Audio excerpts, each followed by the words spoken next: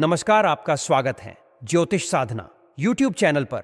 मैं आप सभी से अनुरोध करता हूं कि इस वीडियो को लाइक जरूर करें, क्योंकि इससे न तो आपका कोई नुकसान होगा और न ही कोई खर्चा आएगा।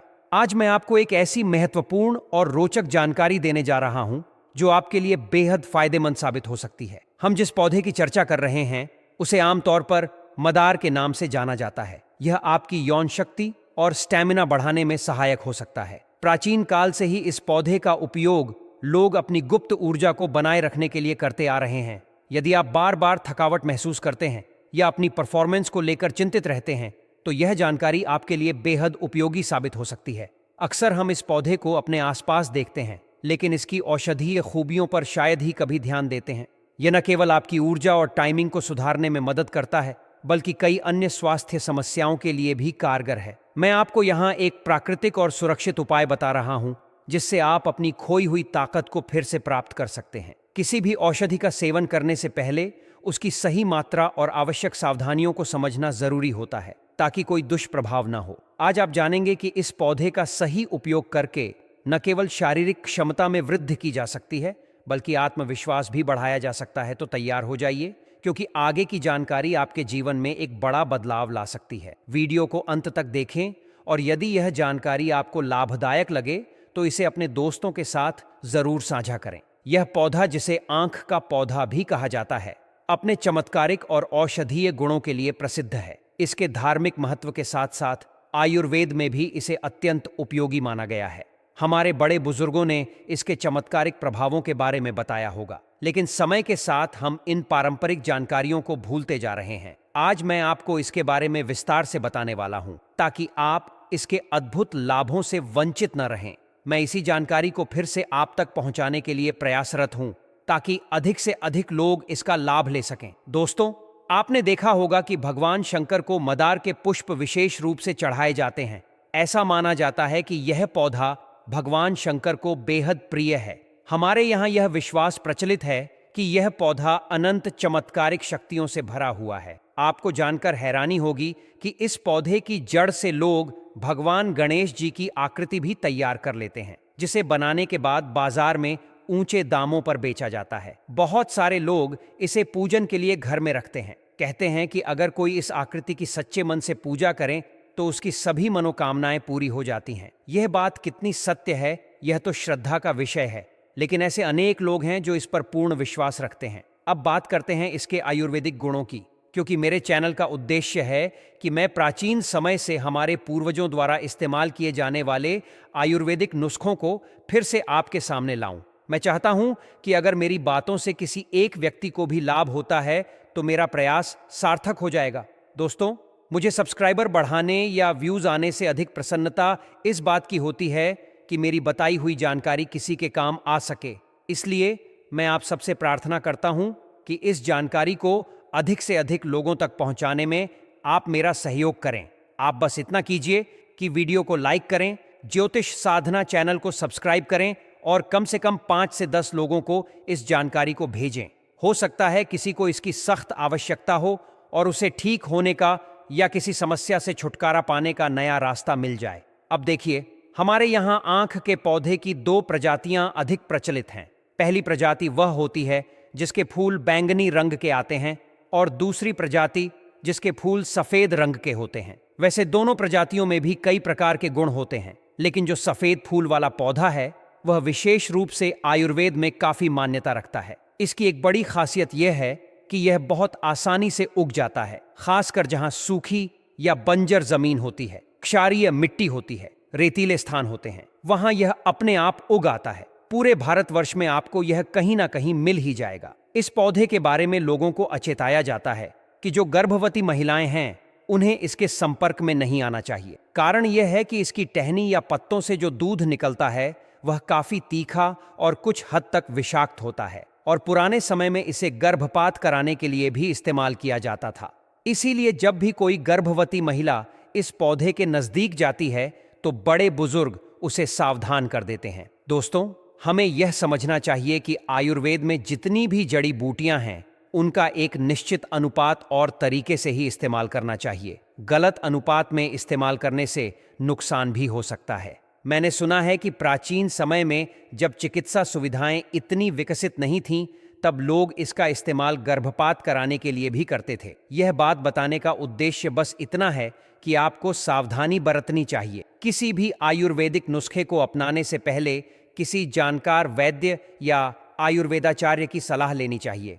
अब इसका एक दूसरा पहलू भी है कि यह पौधा अपने एंटी फंगल गुणों के लिए प्रसिद्ध है। इसका प्रयोग अस्थमा जैसी बीमारियों में, त्वचा संबंधी रोगों में और यहाँ तक कि पेचिश के इलाज में भी किया जाता रहा है। मुझे कई ऐसे लोग मिले हैं जिन्होंने इस पौधे का उपयोग करके फंगल इन्फेक्शन को ठीक किया है। अब मैं आपको विस्तार से बताऊंगा कि इसका प्रयोग किस तरह और किस समस्या में किया जा सकता है। लेकिन एक बार फिर निवेदन कर दूं कि किसी भी नई औषधि या जड़ी बूटी को टेस्ट करने से पहले किसी विशेषज्ञ से सलाह जरूर लें।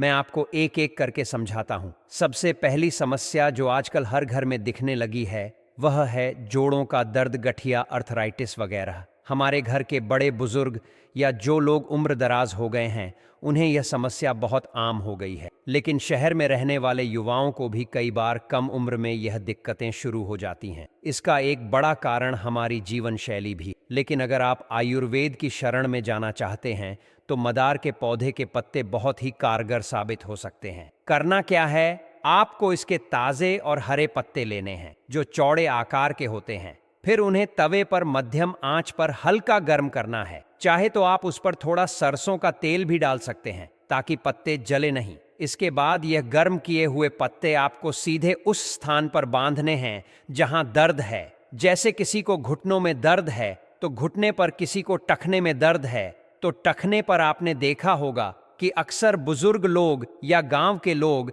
इस तरह से पत्तों की सिकाई करके एक तरह का लेप या परंपरागत उपचार करते हैं। यह दर्द को खींचने का काम करता है और एक राहत पहुंचाता है। कुछ ही दिनों में आपको फर्क महसूस होने लगता है। इसी तरह त्वचा संबंधी रोगों में भी इस पौधे का दूध काफी फायदेमंद माना जाता है। बहुत सारे लोग दाद, खाज, खुजली, एग्मा आदि से परेशान हैं। अगर आपको फंगल इन्फेक्शन है, शरीर पर लाल चकत्ते हो रहे हैं, कहीं सूजन है या बार बार खुजली होती है, तो इसके दूध को हल्दी के साथ मिलाकर प्रभावित क्षेत्र पर लगाया जा सकता है। मैं यह बात व्यक्तिगत अनुभव और अपने बुजुर्गों से सुने गए नुस्खे के आधार पर बता रहा हूं। आपको रोजाना कम से कम एक बार इसका लेप लगाना होगा। कुछ लोगों ने बताया कि 1-2 हफ्तों में ही काफी सुधार दिखता है। हालांकि फिर वही बात दोहराऊंगा कि यदि आपकी स्थिति ज्यादा गंभीर है तो आप आयुर्वेदाचार्य से परामर्श जरूर करें। एक बड़ी समस्या जो लोगों को बहुत परेशान करती है वह है बवासीर या पाइल्स। ये एक ऐसी तकलीफ है जिसमें रोगी को काफी दर्द, सूजन और कई बार रक्तस्राव की भी परेशानी होती है। डॉक्टरी इलाज में कई बार ऑपरेशन तक करवाना पड़ता है। लेकिन कुछ लोग ऑपरेशन के बाद भी परेशान रहते हैं क्योंकि फिर से बवासीर उभर आते हैं। ऐसे में आयुर्वेदिक उपाय बड़ी राहत दे सकते हैं। अगर आप बवासीर से त्रस्त हैं और मस्सों के कारण उठना बैठना मुश्किल हो गया है तो आप मदार के दूध में हल्दी मिलाकर मस्सों पर लगा सकते हैं।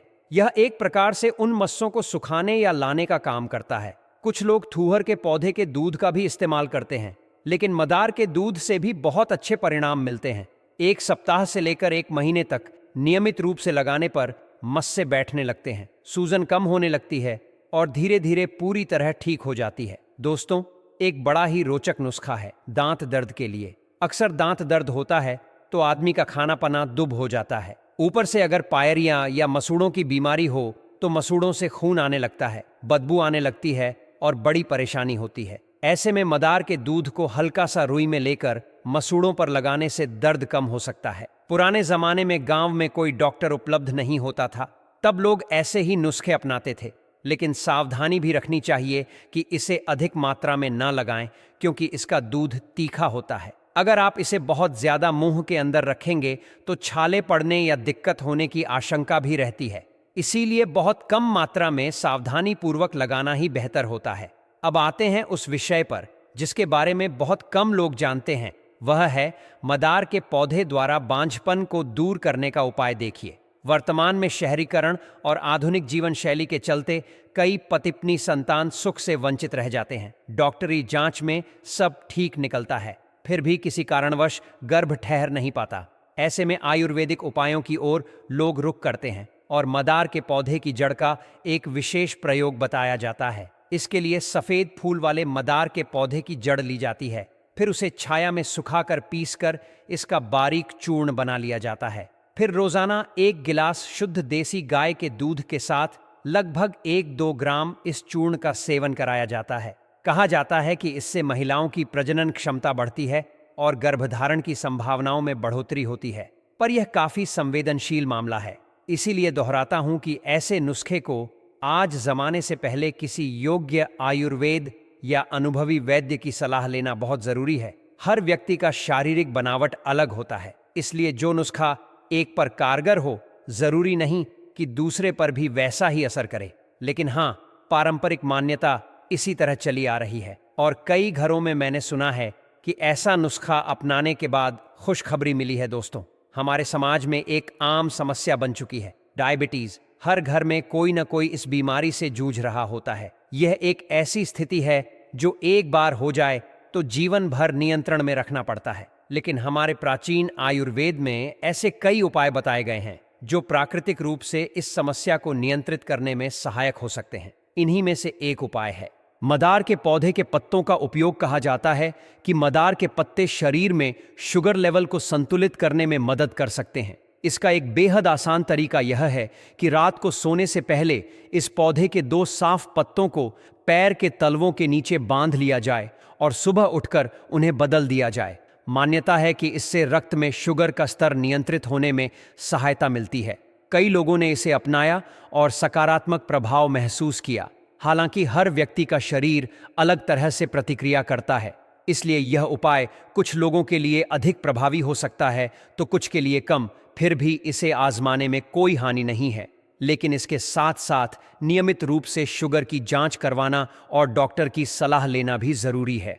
अब अगर हम मदार के पौधे की धार्मिक मान्यता की बात करें तो यह भगवान शिव को समर्पित पौधों में से एक माना जाता है। विशेष रूप से इसके सफेद फूल शिव जी को अर्पित किए जाते हैं।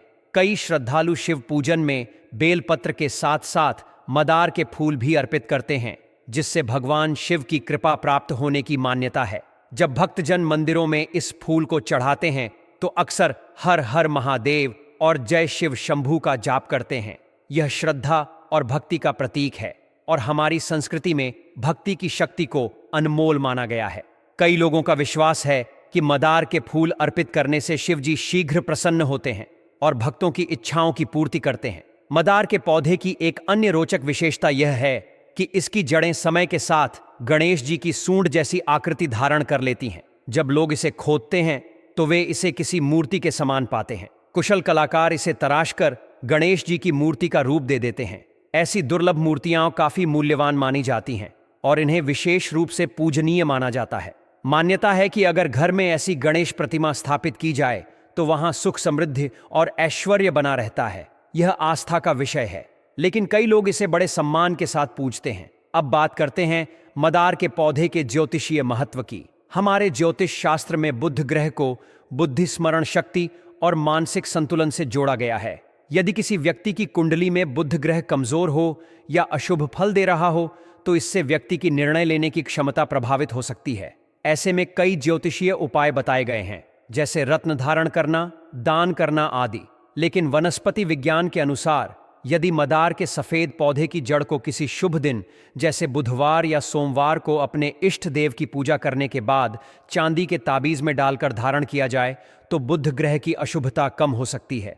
कुछ लोगों का मानना है कि इस उपाय से उनकी स्मरण शक्ति और निर्णय लेने की क्षमता में सुधार हुआ है और नकारात्मक विचारों से मुक्ति मिली है। हालांकि यह पूरी तरह से आस्था पर निर्भर करता है। भारतीय परंपरा में पेड़ पौधों को सिर्फ औषधीय दृष्टिकोण से ही नहीं बल्कि ऊर्जात्मक शक्ति के रूप में भी देखा जाता है। यह माना जाता है कि कुछ विशेष पौधे हमारे शरीर और मन पर सकारात्मक प्रभाव डाल सकते हैं। अगर हम इन बातों पर ध्यान दें तो मदार का पौधा न केवल धार्मिक और ज्योतिषीय दृष्टि से महत्वपूर्ण है बल्कि इसमें आयुर्वेदिक गुण भी प्रचुर मात्रा में मौजूद हैं। हालांकि यह भी ध्यान रखना चाहिए कि यह पौधा जहरीला भी हो सकता है, इसलिए किसी भी प्रकार के उपयोग से पहले सही जानकारी और विशेषज्ञ की सलाह लेना आवश्यक है। मेरा उद्देश्य केवल यह है कि जो चमत्कारिक वनस्पतियां हमारे पूर्वजों ने पहचानी थीं वे आधुनिक युग में फिर से लोकप्रिय हों। हमें अपनी जड़ों से जुड़े रहने की जरूरत है। आधुनिक चिकित्सा पद्धति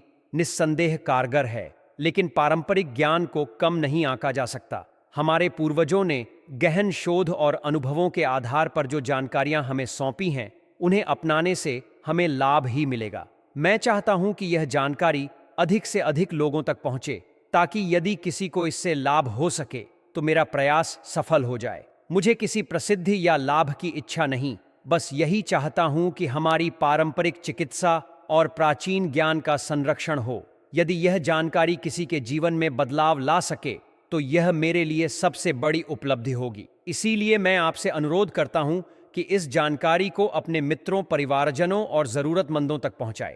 क्या पता यह उपाय किसी को डायबिटीज से राहत देने में मदद कर सके या किसी की मानसिक शांति लौटाने में सहायक हो सके। तो दोस्तों, मिलते हैं नेक्स्ट वीडियो में। आप सभी को दिल से धन्यवाद।